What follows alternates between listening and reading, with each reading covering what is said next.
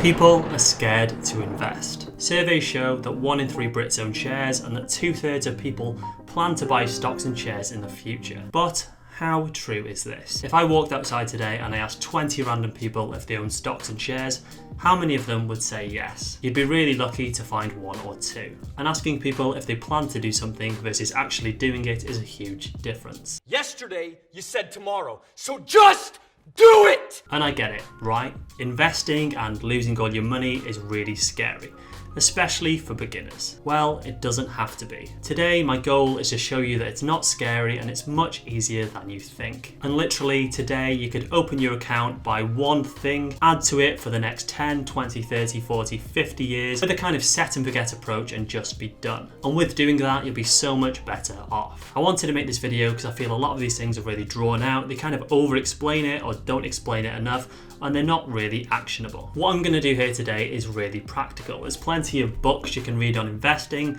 but today's not really about that. It's about how to invest in a really low risk way, make great returns on your money, and end up with a really good lump sum at the end. And most importantly, making sure you pick the right index fund to invest in. Now, what I would say, if you've already started investing, this could well be worth watching. And what I mean by this is I get the same questions over and over and over and over again. And at the end, I'm going to mention the one mistake that a lot of people, and I mean a lot, seem to be making. Now, before we start, let me just say I'm not a financial advisor. I'm just somebody that's invested for over 10 years and I've done pretty well. This channel is all about me documenting my journey to hitting that £1 million portfolio. And along the way, I'm also going to share a lot of the cool things I've learned working online for the past 16 years. I can work completely remote and on my own terms. So if that sounds interesting, please consider subscribing. So with that being said, let's dive straight in. So why bother investing in the first place? Well, first, you need to beat inflation. Now, inflation is quite a complex topic, but it averages about 2% a year. And put simply, that's the price of your money versus what you can buy. And it represents how things become more expensive over time. Now, inflation is a really interesting topic, and a lot of people use the price of food in their examples. And the most classic one is the price of a Freddo, which used to be 10 pence, which is now 25p. But let me show you why this isn't always true. So for example, the price of a classic onion per kilogram in 1988 was 51 pence. Now, adjusted for inflation, that should be £1.36. But actually today in Aldi, I can go and buy that for 50 pence. So it's the same price as it was in 1988. And likewise with the lovely carrot, I could have bought that for 50p, and adjusted for inflation, that should be £1.33. But today I can go to Aldi and buy that for 55 pence for 1.5 kilograms. So it's actually gone down in value. Now, of course, with this example, a lot of things affect this. It's to do with the global transport, import, infrastructure has got a lot better. And of course, we've got these really cheap supermarkets now which can deliver food at a really cheap price. Another example is when I was 17, I bought my first car for £2,400, and I could buy an equivalent of that car for still £2,400 today. But if we were to look at things like house prices, obviously you could not buy the same house you could buy in 1988 for the same price as you could today. So inflation does work very differently on different items. But we can all agree that things are definitely more expensive than they used to be. And this is a problem. Let me illustrate this with some numbers. So let's say you had £10,000 sitting in the bank today getting a measly 0.5% interest. If you left that in there for 10 years, it would be worth £10,511. Now, £10,000 today in 10 years' time will actually be the equivalent of £12,189. So your 0.5 interest rate would leave you at £1,678 short of what you would need to break even. And that's just to have the same money you have now in 10 years' time. But if you put that in a fund, which averaged 5% a year, which to be honest is quite moderate, that would be at £16,288, which makes you over £4,000 better off. What's even more impressive is if you invested £200 per month on top of your £10,000, you would be at £47,287.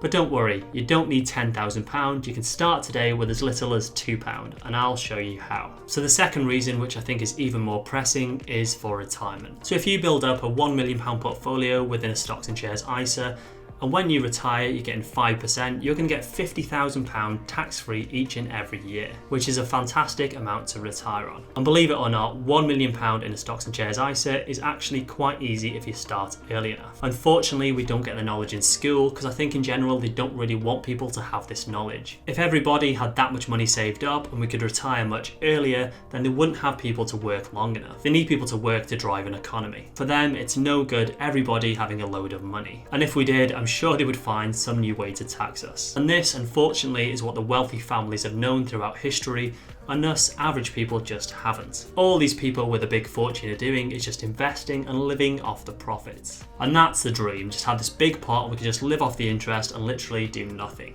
Okay, so you know why you want to invest, but what is investing? Well, essentially, when you invest, you're buying a small part of that company, which would be a share. For example, today, one share of Apple is $142. So you would own one share of Apple, which is a really small part of Apple, but it's still a part. Now, if the value of the Apple share went up to $284, you would have doubled your money. Now, of course, the price can go up or down, but more likely than not, if you leave it long enough, it's going to come up. A lot of the time when you hear about people losing money, it's because they bought the wrong shares or the wrong companies, or they've just kind of gambled on what they've heard. I mean, we've all heard that story where people have put all the money in one company and lost it. And they're the kind of horror stories that stop people investing and making these great profits. Now, all you need to know, that's the value of the company. It's not actually what the company makes. The value is what people think it's worth. So for example, a company like Tesla, to be actually worth its worth, would have to make something like 10 times the amount of cars that the whole car industry produces. But people aren't valuing Tesla on that. They're valuing it because they like Elon Musk, they think he's got great vision, and the company is going to do fantastic things in the future and continue to be an innovator in the space. But that's not something at this level you need to worry about. All you need to know is a share has a value that could go up or go down. Now you might think, I haven't got $142 to buy one share of Apple. Can't I buy a company that's much cheaper? Well, yes. And what that means, instead of having to buy one share of a company, you can invest whatever you want. So you can buy £10 worth of a company, £20, £5, whatever it might be. And you'll make your profit based on what percent that company's gone up. Now, buying shares is great. I love buying shares in companies I like, holding them for the long term and seeing where they go. But for 95% of people, you don't even need to buy a share. And I'll show you an example and explain how that works in a minute, but first, let's open your account. But first off, let me tell you this, which is what anybody should be telling you before you start. If you're with a company and you work for a company and they're willing to match your pension, you should do that first. You should put into your pension as much as they're willing to match, because that instantly doubles your money, maybe triples your money. I had a friend that was getting up to 8 times as much as they paid in. And your pension is invested in the same way in stocks and shares. So if you work for a company, make sure you maximize that advantage before you start investing. But everybody has their own reasons for investing. It might be towards a pension, it might be towards a house, or maybe you just want to have some money to do what you like. My goal, for example, is to build up a pot. So for example, if everything went bust, then I've still got some money to rely on and I can live off the money I've made. And once I reach that point, I won't have to work anymore. So after your company pension, there's 4 main types of accounts. So the first type of account is your standard investment account. Now the provider I would recommend for this one is Freetrade. The cost to open your account is 0, and it's 0 to buy and sell shares. You have access to your money at any time with this kind of account, which is a huge bonus.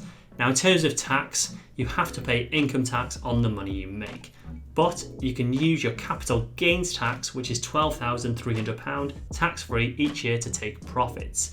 You can also take £2,000 in dividends tax-free. So on the amount you've got invested in here, you could actually take over £15,000 a year tax-free. But obviously that could get harder as your pot grows. The next kind of account you could open is your SIP, which is your self-invested personal pension. Now again, I use Freetrade for this provider. I'll go into that more in a minute.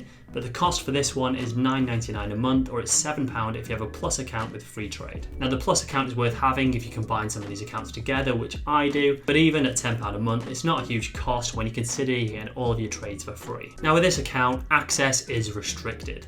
So you can get access to your money at 55, but it's going to be going up to 57. And by the time I get to retirement, who knows if it'll be up even higher. In terms of tax, when you get to that age, you can take 25% tax-free lump sum, but above that, it's classed as income tax. Now when you retire, you're likely not going to have any kind of income, so you can still take advantage of the basic tax rate. Now there's a lot more that goes into this kind of account, like tax relief and a lifetime limit on the account, but for this video, I'm just going to keep it simple. And I'll tell you what my strategy is in a minute. Now next up, we've got a lifetime ISA. Now this can either be used towards a pension or it can be used towards a house. There's not many providers available for this at the moment. The two providers I would recommend are either Hargreaves Lansdown at 0.5% or there's AJ Bell, which is 0.25%. With these, there's different fees for buying and selling. Unfortunately, they're not on the free platforms at the minute, but they might come in the future. Now the access to this one is a little bit weird. You can pay in every year until you're 50. You can pay in £4,000 and the government will top it up with an extra £1,000 bonus. From age 50 to 60, you can't pay in anymore, but the money is locked. You'll still earn interest, which is great, and then you can take it out when you're 60. In terms of tax, all of this money will be tax-free, which is fantastic. So by doing this, you're essentially getting all the extra bonus from the government. But of course, you can only pay in £4,000 a year. This was introduced just because they want to get more people saving, because a lot of people aren't thinking about pensions at all. Now next up, we have my favourite, which is a stocks and shares ISA. Now again, I would open this one with Freetrade, which is where I've got my account. The cost for this one is £3 a month, and again, it's going to be zero to buy and sell companies. Now the real benefit of this account is you can access the money at any time. And I think that's really appealing to someone who wants to get started. You don't know if you're ever going to need this money again. So locking the money up for some people might be really scary, but if you ever had an emergency, you can still get access to your money. This account you can pay in $20,000 a year. If you take it out, you do lose that allowance. That's something to be aware of. I lost my entire allowance in the past when I withdrew over £100,000, which I would love to get back. Now the good thing about this one again is it is completely tax-free, and that's why I really love this one as an option. So my strategy is as follows. My first thing to do each year is to fill my lifetime ISA with $4,000. I'm then going to fill up my stocks and shares ISA with $16,000, and anything left I'm going to put into my SIP, which is going to be my pension account. And that will give me some tax relief and also help build up an extra pension. So as time goes on, maybe I get to 50 or 55 and I want to take some money out, I can use my ISA. And then when I come to retire, I've also got that SIP waiting for me. Or if I get lucky and I've got enough early on, I can retire much earlier. The main thing I would say to you guys is open that stocks and shares ISA and start building that up as early as possible.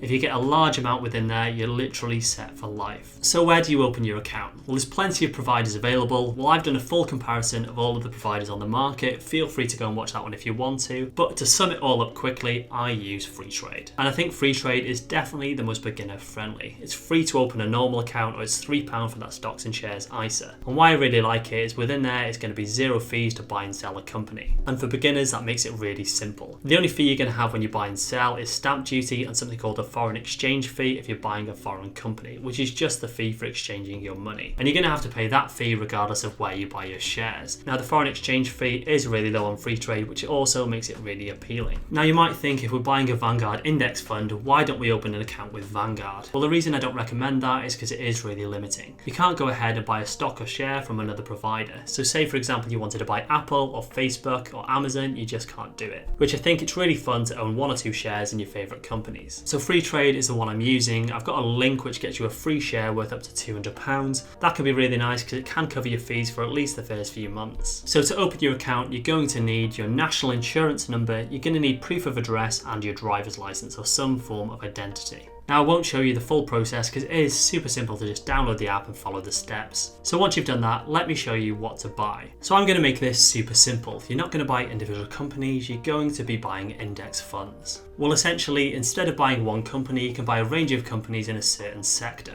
Now that could be things like green energy, it could be tech, it could be things like miners, it could be in a range of different industries.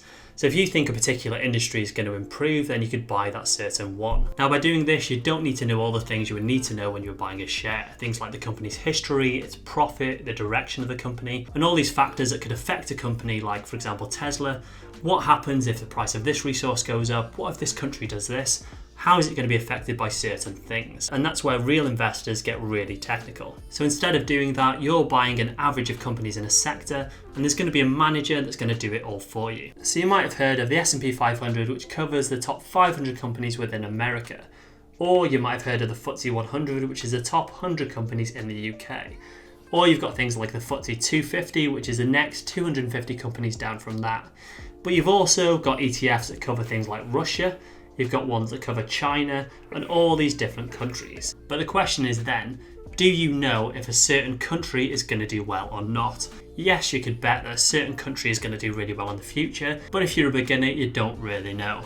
So what do I suggest? Well, instead of doing that, you can buy an all-world ETF. And what that is, instead of saying America is going to do well, or the UK is going to do well, or Russia, well actually it's going to give you a picture of the entire market, or it's going to aim to do so very closely. I'll leave a link down below to the one I recommend so you can take a look how it's divided between different countries and what the top holdings are. Now let me show you exactly how to do this on the Freetrade app. So on the Freetrade app, you're going to want to search for a company and you're going to type in the top here, VWRL. Now what you're going to see here is VWRL and VWRP. So there's two funds and people get very confused between the different types.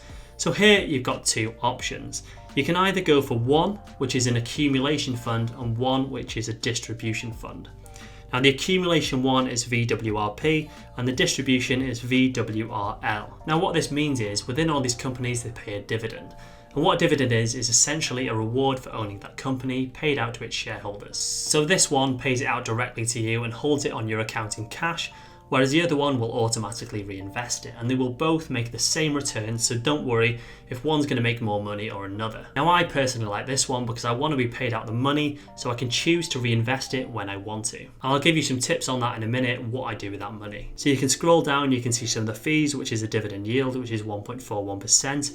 That's how much you'll be paid out as a dividend over the year. You can scroll down and see the charges, which are going to be the same on any platform, which is 0.22%. Now what you can do from here is just buy the fund. So I can buy the fund, I'm going to choose how much I want to invest. So I'm going to invest £200 and then I just click review order. And here I can see the amount and the latest price and how many shares I'm buying, and I can confirm the buy. So because the stock market is now closed, that order will go through first thing tomorrow morning. Now different stock markets have different opening hours and you can only buy and sell within those hours.